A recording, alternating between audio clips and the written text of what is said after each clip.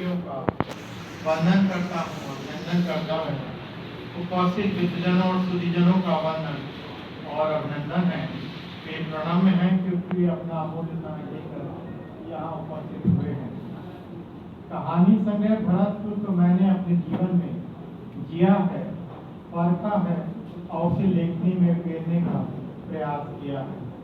मेरा गांव शंकरगढ़ प्रयागराज, जहां मेरा बचपन बीता, उस माटी की भीनी भीनी सुगंध में भूल नहीं पाता हूँ।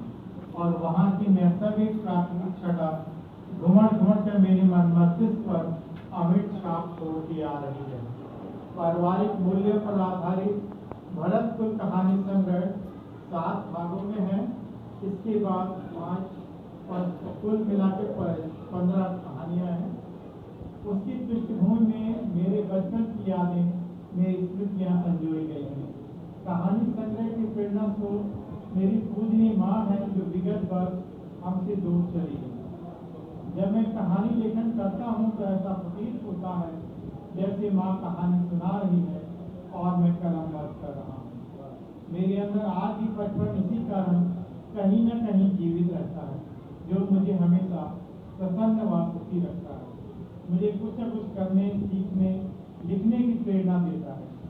मैं अपने अग्रज भ्राताओं एवं अनुज भ्राताओं और बहनों का आभार प्रकट करता हूँ कि प्रतिस्पर्धा के इस युग में भी माँ के आशीर्वाद से मैं अपनी एक पहचान बना पाया, अपने आप को साहित्य से जोड़कर स्थापित कर पाया।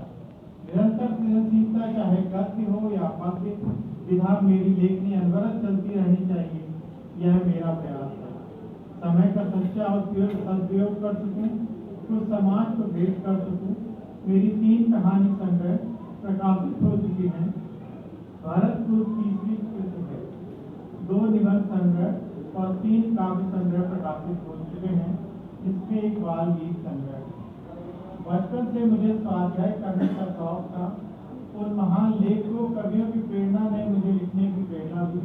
उनके पक्षियों पर चल सके, यही प्रयास है। सन 2015 से साहित्य यात्रा जो प्रारंभ हुई वो अनवरत चल रही है। मैं 2015 में 55 वर्ष का हो चुका था। प्रांतीय चिकित्सा सेवा में 55 वर्ष के उपरांत आकस्मिक सेवा, पोस्टमार्टम सेवा जैसे अनिवार्य सेवा से मुक्ति मिल जाती है। अतः प्रातः 8 से 2 बजे ओपीडी के समय के बाद मेरे पास समय ही समय था। उस बचे हुए समय का मैंने सदुपयोग कहानी, लेख, कविताएं लिखने में किया। तब से व्यस्त नौकरी से समय निकालकर मैं लिखता आ रहा हूँ। भरतपुर कहानी संग्रह पर आपकी प्रतिक्रियाओं का स्वागत करता हूँ। यही मेरी सफलता, असफलता का मूल्यांकन करेगी। इसी के साथ आप सभी को सुंदर स्वास्थ्य एवं दीर्घायु होने की शुभकामना सहित मैं अपनी वाणी को विराम देता हूँ।